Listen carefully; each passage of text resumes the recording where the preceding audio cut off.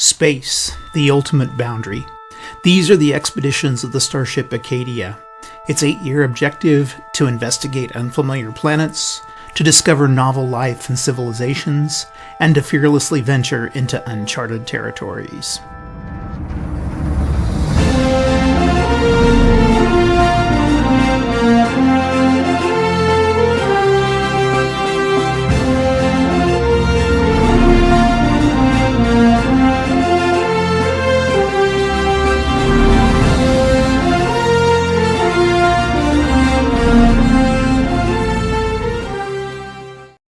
Starfleet Battles, or SFB, is a series of space war games based off of the Star Trek setting and referred to as the Starfleet universe. Now, its principal designer is Stephen V. Cole, who was an engineer and former Army intelligence officer. It was originally published as a pocket game by Task Force Games in 1979 and is now published by Amarillo Design Bureau. It's known for its complexity and attention to detail, as well as its very extensive library of supplemental material, which has been published to add to the game. With its extensive revisions now in its 4th edition, complexity, depth, and dedicated fan base, it's kind of comparable in many ways to Squad Leader. Now, in order to use the Star Trek material, Task Force was given partial permission to produce the game with material from the original Star Trek series, the animated series, and also Franz Joseph's Star Trek Starfleet Technical Manual. And for legal and stylistic reasons, Starfleet Battles is based on the Star Trek universe of about 1979. And since that time, Starfleet Battles and Star Trek universes have diverged considerably, and the SFB doesn't acknowledge developments that are detailed in later films, books, television shows, games, etc. Now, the license that Starfleet Battles operates under also doesn't allow for direct references to characters and detailed events of the Star Trek universe, though they are able to incorporate ship designs, aliens, uniforms, weapons, and even some terminology into the game's design. Thus, you have familiar races such as the Federation, Klingons, Romulans, the Gorn, Xenti, Orion Pirates, and Tholians, as well as new ones such as Lyrans, Hydrons, Andromedans, and the Interstellar Concordium. Now, according to Stephen Cole, the genesis of Starfleet Battles began in 1975 when he played Jutland and wondered what would happen if you replaced the World War I battleships with starships. Inspired, Cole quickly came up with the idea of the Ship System Displays, or SSDs, and the Proportional Movement System that would become two of the system's central concepts. Now, the first edition was published as a microgame, and it came in a plastic bag, which was standard for games at that time. And while its format was small, the game embraced the complexity that became a hallmark for the series. Later in '79, Starfleet Battles was re-released in a box set, which was known as the Designer's Edition, and which added a number of new races and ships. And as the rules began to develop exponentially, it quickly became apparent that either an extensive errata or a complete rules overhaul would be needed. And in 1983, a complete rewrite was published as the Loose Leaf Commander's Edition, and this was supplemented by a number of extensions for more weapons, ships, races, etc. Now, for staff working on the game, it became a running joke that the edition after the Commander's Edition would take until Doomsday to finish. And luckily, they were somewhat off of the prediction, and the Doomsday Edition was published in 1990 as the Captain's Edition. Now, the 90s were a bad time for gaming, and war games in particular. Like Avalon Hill and TSR, Task Force Games eventually had to shutter its doors, and in 1999, Stephen Cole, who'd left Task Force in the early 80s, established Amarillo Design Bureau to publish the game. And since that time, ADB has continued to publish the game to a loyal fan base, as well as develop methods for online play. It's kind of interesting here to combat the problems of physical production that plagued the game publishers 20 years ago. ADB came up with a solution of using a quasi-print-on-demand system. So basically, the color components of the game, such as the book covers and the game counters, are printed ahead of time by an external printer, and these are kept in stock at the company's modest headquarters. When a game order comes in, ABD does the black and white printing on-site, then assembles the individual game before shipping it out. Thus, they prevent the expensive stockpile of unsold games. Now, at the heart of the game is the Ship System Display, or as it's usually referred to, the SSD. and each SSD contains a checkbox diagram to track how much damage shields, hulls, and ship systems have taken. It also includes all the data needed by the player, including the ship's maneuverability, movement cost, and weapons table. Now there's also checkboxes for crew, boarding parties, drones, and probes. And each player has an SSD of the ship that they're playing, where they keep track of all the game information. Now the game is played in turns, with each turn consisting of a number of impulses, and each impulse consists of a number of steps that are defined on the basic impulse procedure chart. Now note that all players perform the steps of the impulse simultaneously. During the move ship step, all players will move their ships, and after moving all their ships, you move the step counter to the next box, which is seeking weapons, and you perform the function of that step. That is, you move each of the drone counters forward 1 hex. Now during the fire weapons step, players can fire their weapons, and then you move the step counter down to the next step, which is resolve direct fire weapons. And naturally you resolve the effects of the weapons fire. Finally, you move the step counter to the final box, which signifies the end of the impulse, and you move the turn counter to its next box. You can then place the impulse counter back at the top of the impulse chart. Now, starships move across the map by both impulse and warp engine power. And moving a single hex during the course of a given turn equals about 300,000 kilometers. Now, the speed of most ships in the game varies from turn to turn, and depending on the amount of power that's allocated for movement on that turn. And during the first few scenarios, your chief engineer is going to keep your ship moving at a constant speed so you can concentrate on other things. Now, all the ships have to be faced directly towards one of the 6 adjacent hex sides, and a ship moves only 1 hex during a movement impulse. And this is important to note that all ships move only 1 hex during a movement impulse. And when they can move during a turn is noted on the impulse movement chart. So, whenever the impulse movement chart calls for a given ship to move, the owning player moves it in any direction within the limits of the ship's turn mode, which tells you how often the ship can turn. A ship's turn mode is the number of hexes it has to move straight ahead before it's allowed to turn 60 degrees to one side or the other. Now, the actual act of turning a unit 60 degrees is done at the start of a given impulse, in which the impulse chart calls for that unit to move. And this is immediately before moving into the next hex, and not at the end of the impulse. That is, after entering a given hex. Now, in this example, a turn mode for a Federation Cadet cruiser is 1, with a speed of 1 to 6, meaning that the ship can turn 1 hex side for every hex that it advances. Likewise, the ship has a turn mode of 2, with a given speed of 7 to 16, meaning that if the ship was moving at a speed of 8, for example, it would have to travel 2 hexes before it turns. Now, anytime a ship makes a turn, you place a point of turn marker in the hex that they've turned in to make it obvious at which point the ship turned, and in which hex they can now make their next turn. If 2 or more units are to move in the same impulse, they're moved in this order, starting with monsters, then ships, then shuttles, then seeking weapons, and finally ships that are making tactical maneuvers. Now, there's no stacking limits in Starfleet battles. Because of the enormity of space that each hex represents, any number of units can occupy the same hex. And weapons fired into a hex will damage only the unit they're fired at, not every unit in that hex. And the weapons fired in a more distant hex don't damage units in the intervening hex. In other words, there's not really a line of sight rule in this game. Now, within the game, players use their weapons to damage enemy ships, and specific weapons can cause a specific number of damage points. And those damage points are allocated to cause damage to specific equipment on board a target ship, thereby reducing the target ship's capabilities and ultimately destroying, capturing, or forcing that ship to flee. Now, there are 2 types of weapons in the game, direct fire and seeking. Direct fire weapons are aimed and fired for immediate combat resolution, and these include phasers, disruptor bolts, and photon torpedoes. A seeking weapon is actually launched during a specific part of the turn, and it's represented by a counter that moves on the map and follows its target, and these can include drones, plasma torpedoes, and even shuttlecraft. Now, most weapons can be fired only once each turn. With things like phasers, 1/4 of a turn has to elapse between the firing of the weapons. In other words, in a game with 8 impulse turns, if a forward phaser was fired during the last impulse of the first turn, it couldn't be fired again until the second impulse of the next turn. Now, also note that if a ship has several separate weapons, they can fire simultaneously. Now, all direct fire weapons have an area around the ship that they can fire into, known as a firing arc. And each firing arc covers 1/6 of a circle, and these firing arcs include the left front, the left rear, the right front, the right, and the right rear.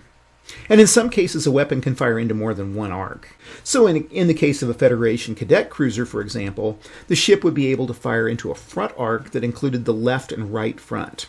Now also note that adjacent weapons have a straight row of hexes between them that their arcs can share. Now, like most war games, the range from firing unit to target is the number of hexes, including the target hex, but not the firing unit hex. It's also possible to have a zero range if both ships occupy the same hex. And during direct fire phase, the fire of both combatants is executed and resolved simultaneously. Thus, it's entirely possible that a weapon could damage and be destroyed in the same turn that it fired. Now, the number of damage points scored by a given phaser on a given firing turn depends on the type of phaser, the range, and a die roll.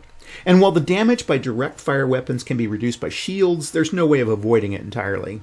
Photon torpedoes and disruptor bolts either hit or miss their targets, and also note that seeking weapons can be shot out of the sky before they ever even reach their target. Now, phasers are the primary weapon of most starships in the game. They're phased energy beams which do physical damage due to their kinetic force, and they can also create an electrical discharge that can overload and damage the electronics of the target ship. Now, each box on the SSD represents one phaser, and it can be destroyed by a single damage point. And each phaser operates independently. Even if two or more phasers are shown connected, they can fire at different times and at different targets, and one can be destroyed without affecting the other. Now, there's three basic types of phasers used within the Cadet Training Handbook, and each uses a different table when fired at an enemy ship. The first type is the Type 1 offensive phaser, and this is the most powerful one. It causes considerable damage up to a range of 8 hexes. Secondly, the Type 2, which is an offensive-defensive phaser, and these are shorter range than Phaser 1s, and they're also less accurate in their fire, and the Klingons mainly use these on their ships. Finally, there's a Type 3 point defense phaser, and this type of phaser is the least powerful of all. It has an effective range of only 2 hexes, and they're designed to be used against drones or in close combat. Now, during the energy allocation phase, certain amounts of energy are allocated to fire each phaser. However, in the first couple of scenarios, the cadet won't have to concern themselves with this. So 10 important things to remember about the rules. First, the game is divided into turns, which are subdivided into impulses, which are then divided into actions. 2, all ships always move 1 hex, and speed determines on which impulses a ship can move during a turn. The turn mode is the number of hexes a ship has to move forward before they can turn 1 hex side or 60 degrees. Fourth, there's no stacking limits in this game because of the vastness of space. In the same vein, number 5, ships don't block lines of sight. And number 6, there are 2 types of weapons in the game. There are direct fire weapons, which are an aim and fire weapon, and then there's seeking weapons, which are essentially fire and forget weapons. 7, phasers fire 1 time per turn, not impulse. 8, a quarter turn is the time period between firing a phaser, if 2 turns overlap. 9, weapons can fire simultaneously. And finally 10, weapons that are placed in adjacent positions on a ship can share a 1 hex line of their firing arc. So let's start with the first scenario, battle drill. As a new cadet in command training, you've been given command of the Cadet Training Starship Constellation. Your first mission is to track down and destroy a series of 5 target drones. And this exercise is intended to give you experience in controlling your ship and firing the weapons. Now, a few moments ago, you moved your ship out of dock and into starting position, which is hex 0111, facing in direction A. And your ship has a movement rate of 8 hexes per turn, and you can turn in your first impulse if you desire. Now, your ship can't be damaged, and there really isn't a need to use the SSD, except to remind you of the firing arcs of your phasers. Now, there's 5 drones in the game, and they're placed in the positions that I've shown here. Now, each drone moves straight ahead at a speed of 8 hexes per turn, and it's destroyed if it takes 4 damage points. And to successfully complete this training mission, you have to destroy all 5 target drones before they can leave the map. So, good luck! Okay, this is the Starfleet Battles Cadet Training Manual. I want to say module. And this is a modular way of learning how to play the game. It's broken down into some, I think, 11 smaller scenarios that you work your way through, and you learn a little bit more with each scenario. It becomes a little bit more challenging, but it gives you a pretty good grasp of a relatively complex system. So I like this. The best thing about it, too, is it's free, and I'll put a little link down below to where you can get this. It's quite a value. You get a lot for being totally a freebie. And obviously they want you to master the game enough that you can play it and buy their products, which that's completely fair to me. I think that's pretty nice thing to do. So anyway, let's get started. I'll warn you guys up front, I'm a total newbie at this game. I've played through the scenario a number of times, but I'm sure there's going to be things I'm not going to do right here. So bear with me on that. If you see stuff that's real problematic, let me know. Also, I'm not quite sure on how to do some of the Vassal things on here. I haven't quite figured out like how to show which phasers fire when. I don't think there's a real automatic way of doing that. So I've kind of had to do some kludgy workarounds. But let's get started with this. I think that's the thing to do. We've got our ship right here. We don't need these, and we don't need these. Now you'll notice that it has 3 phasers, a center, a left, and a right phaser. So I've got to have to be careful because I can only use these once per turn. I've got a little impulse procedure chart that takes me through each impulse, and then I've got a 8 impulse movement chart, which shows all the impulses in a turn that make up a turn. So we'll go through this, and then that will count as an impulse, and then each of those will count as a turn. I've also got some little charts to show arcs of fire. I'm not sure how real useful those are. They seem like you can kind of figure those out pretty easily on your own, but I guess if you were playing this out on the table against somebody, you might, and things get complicated, that would really help to have those. But anyway, let's get started. Now, I'm going to start with my ship, and you start with your move ship impulse, and I can turn. Now, the rule says I can turn this first impulse, so I'm going to do that. I'm going to move to the, turn to the right, come on, and move forward 1, and there's a counter to show where I've turned. Let's put that here. I think because of my speed, I can go. I'm at a speed of 8. I think I'm at a speed of 8, where I can move in each impulse, and so I can turn after 2. I can have to move 2 hexes to turn. So, okay, that's my ship movement. No seeking weapons. No seeking weapons. No direct fire. Do I want to fire at anybody? You know, I think I will. I think I will go ahead and fire at this guy before he gets too far ahead. So I am going to do a fire with my left phaser. Let's just put this on my data sheet. And that's phaser 1, I think. Let's see, go down here and see on my SSD. Phaser 1 right there. So phaser 1 is going to fire in impulse 1.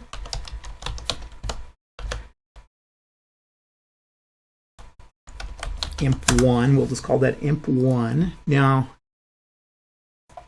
here's a question. Okay, that's something, is move seeking weapons as the second impulse. Now, these aren't actually chasing you in this game, or this scenario. They will in the next, but they are considered seeking weapons. So we move those during this second part of the impulse. I forgot that. Okay, so we moved our ship, and then we moved the seeking weapons. Those are all moved. And then launching seeking weapons we don't have to worry about in this scenario. Now we can fire our direct fire weapons. Okay, so we fire, and then we resolve. And we resolve down on this little phaser table. So all you have to do is count the hexes. 1, 2, 3, 4 hexes. Roll a d6. And I get a 5. So 4 hexes with a 5 is a 3. So I did 3 points of damage. And these have 4 points of damage. So I'll just put a 3 here.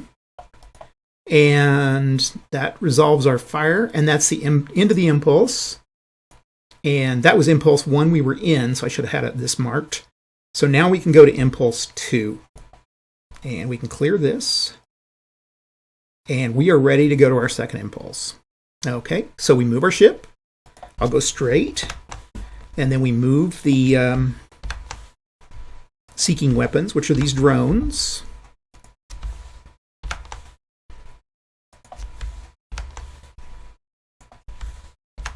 And then are we going to make direct fire? Now, I could fire on him with my, well, I could do it either with my front or my left phaser.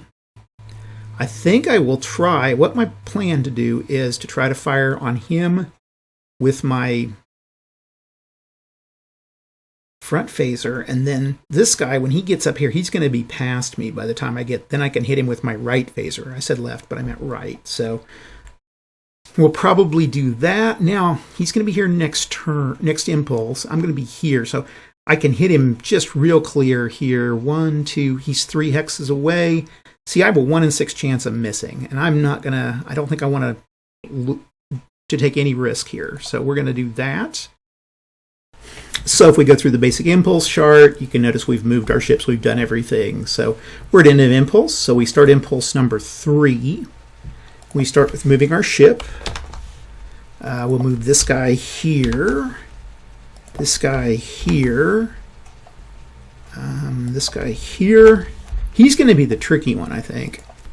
He's taking some damage, though, because basically these others are going to move into our arc of fire pretty easily, as long as I don't shoot my fires and miss or do any low damage. So, okay, that was our move ships. That's our move seeking weapons, resolve seeking weapons, launch seeking weapons, direct fire. Now this is the time we can fire, and I am going to fire with my front phaser, this one here, and that's automatic, I think. Let's see, it's 1 hex away, so we automatically get a 4 no matter what we roll. So he is destroyed.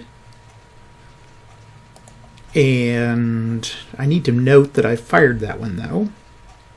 Let's see here. Let's just show data. That was our phase 2, I think. Impulse. What impulse are we in? We are in impulse 3. Okay. Now, I can fire as early as impulse 1. As long as I don't fire, I think I have to wait a quarter of a turn between firing phasers at least. So basically, if I fire before 7 or 8, I can fire an impulse 1 of the next turn. That's what that means. Okay, we resolved it, and that's the end of the impulse. We move to impulse 4, and I'm going to move forward. Again, I want to make sure I get a hit. And then this guy will move, this guy will move, this guy will move, and this guy will move, okay? And now we're going to fire, and I'm firing at drone C, and I'm firing with my phaser 3. I guess that's phaser 3 is the left phaser, or right phaser, sorry. Show data, let's go with phaser 3. We're just going to say phaser right. Let's change those to phaser left, phaser middle, or central. There, that'll be easier for me than. And we're doing this on impulse 4. Imp 4. And he is going to be 2 away. So 1, 2. So as long as I don't get a 6, I'm okay. I roll a die and I get a 4. So yeah, if I would have got a 6, he would have taken damage, and I would have had to try to chase him down, which would have taken me away from those others. I would have probably lost with that. So we lucked out. So that is the end of impulse. We move to 5. Let's clear this. Now, do we want to turn or go straight? I think I'll go straight again for one more. Well, this could be a problem. I've got 3 more impulses. 1, 2, 3. Okay. I think what we're going to do, we're going to keep a forward course here. That's what we need to do, is keep a forward course. That's what I like about this game. There's so much maneuvering in it. And it really does a great job of putting maneuvering front and center. So we'll do this guy forward, this guy forward, this guy forward, and this guy forward. And that's the end of the impulse. I'm not going to fire because I don't have anything I can fire. Okay, we go to impulse 6, right?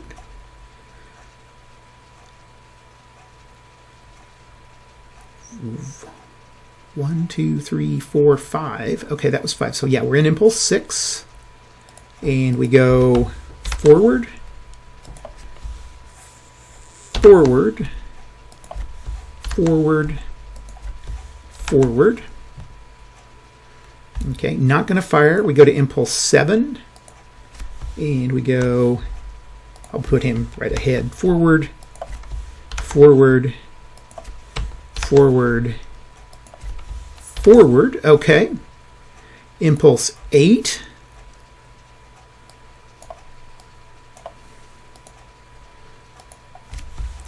Forward, forward, forward.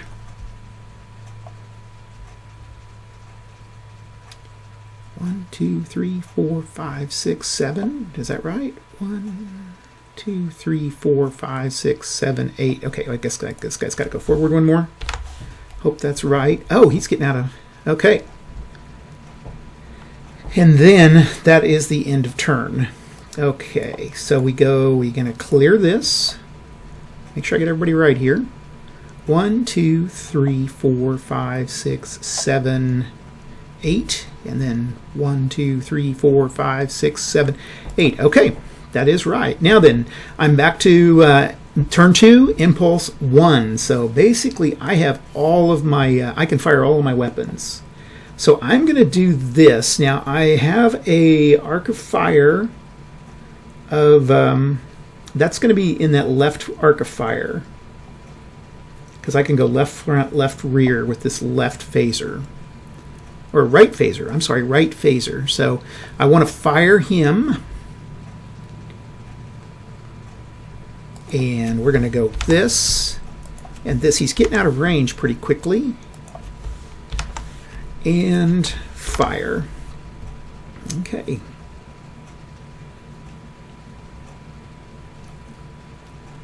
I should have fired on this guy earlier. I think that's what I should have done. Okay, we're going to do two shots here. Let's see, we're down to move, seeking weapons, resolve, fire, direct fire weapons. And I'm going to fire here at... I'm going to fire all 3 phasers. So first phaser is going to be my right phaser, and he's going to fire 1, 2, 3, 4, 5. Rolls a 3. 5 at 3. Okay, I lucked out. And I got 4 points of damage. So that deletes that guy. This guy is with my... I'm going to fire at him with my left phaser. And he's 1 away. So being 1 away, no matter what I roll, it's 4 points of damage, which is enough to destroy him. And then finally I'm going to fire at this guy. And he's 1, 2, 3, 4 away. But if I can remember right, he took 3 points of damage. So he needs to take 1 point of damage at 4. It's going to be an automatic hit. We'll just roll for it anyway. 1.1, which was a 5 points of damage. So it blows him out of the sky. And I win the game. That's all there is to it. So that kind of gives you a real quick rundown of how to move and fire with phasers. And that was actually closer than I've done before. If you use the example that they give you in the book, you can really pretty much knock the guys out of the sky. But I made maybe a few mistakes. I should have probably fired and moved a little bit earlier with those guys. Now we're going to try it with a Klingon ship. And the Klingon ships are nice because they have 4 phasers that can fire. However, they use a different phaser, which is a little bit lighter. It's the type 2 phaser, which doesn't quite have the range that the 1 did. So let me get that set up, and we will show you this again with the Klingon ship. Now we're going to play that through again, except this time we're going to use a Klingon Cadet heavy battle cruiser. It has some advantages and disadvantages over the Federation cruiser that we had. The phaser's not quite as powerful. It's a phaser type 2, so only at a range of 0 will be able to will you be able to hit something completely. In other words, I think at a range of 1 hex, if you get a 6, you're only going to make 3 points of damage. So it's not nearly as powerful. Advantage it does have, though, is it does have 4 phasers. It has these 2 front ones and then a left phaser and a right phaser. So we do have that. We're in turn 1, and we need to move our ship. And we're going to do, just like we did before, we're going to turn it and go forward 1. And then these guys can go forward.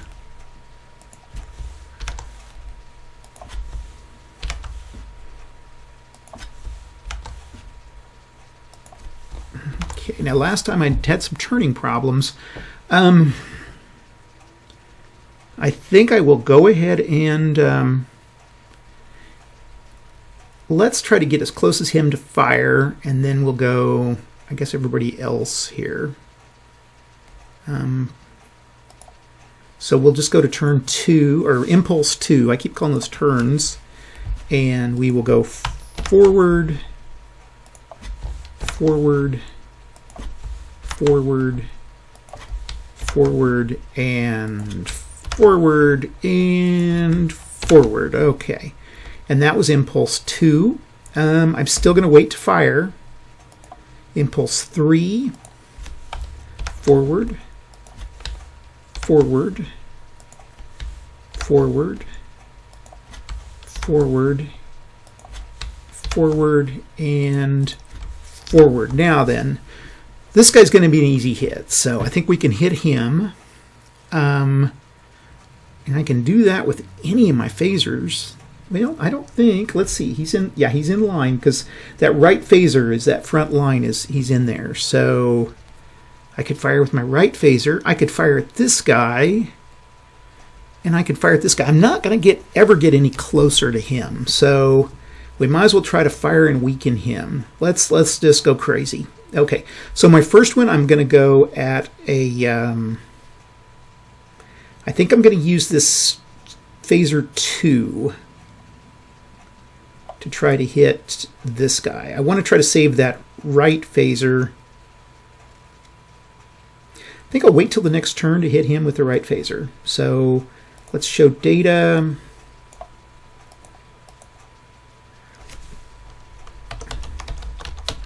We have phaser 1. I didn't spell that right. Phaser 2, phaser 3, and phaser 4. Okay, now I'm going to use number 2 to try to hit this guy. And that's during impulse 3. And it's at a range of 1, so I'm going to pull that down and roll. And I get a 1. Oh, that's good. Low rolls are good. So a low roll of 1 is 5 points of damage, so this guy is deleted. This guy, I'm going to be 2. I'm going to be 1 closer here, so I'm going to hold off on him. But I am going to fire phaser 3 at this guy. So he's 1, 2, 3. He's 4 hexes away. I roll a 1. Oh, wow. Okay, 4 hexes 1. That's 3 points of damage. That's all right. Okay.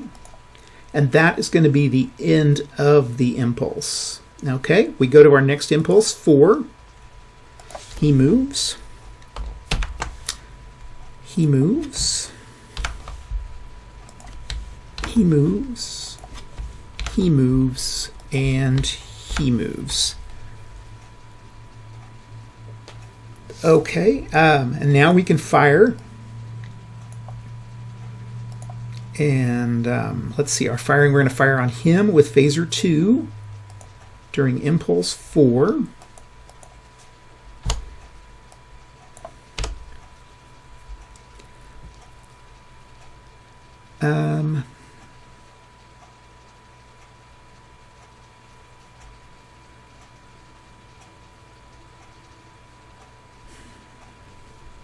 Let's see, that's 2 is going to be, he's 2 hexes away.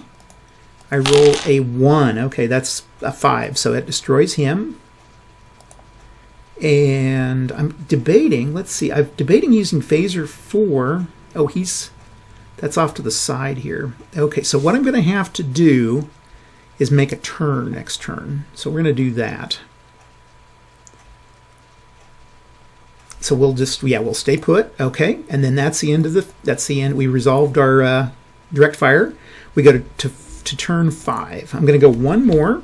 Move here. Move here. Move here. And move here. And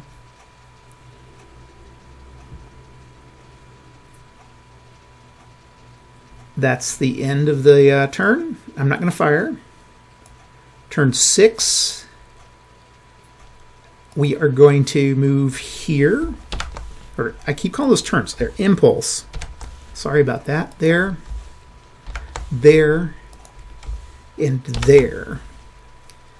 Now, I was thinking about making a turn, but I think I can fire. Let's get this out of the way here. This is still going to be in my, that's facing right ahead here, and that's still in the Phaser 4's arc of fire. So I'm going to do it right, get this out of the way. I'm 1 hex away. I roll a 3. So 4, it's a 4, so he's destroyed. Okay. And that is Phaser 4. Let me show my data. Where's the data? Come on, data. Where is Mr. Data? There's Mr. Data. Or no, that was turn 7. Okay. 6. Or impulse 6. So I can't, that's going to be that quarter of a turn I got to worry about. 1, 2.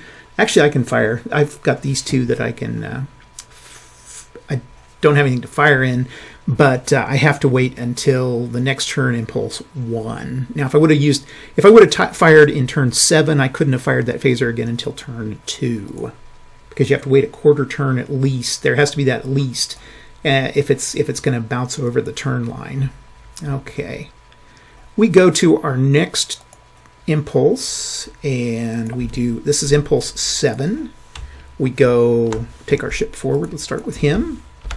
We do our drone there, this drone here. I think we'll just get closer and closer to this guy. Okay, we go to impulse 8. We go forward, and forward. I have to move these guys over. Whoever did this Vassal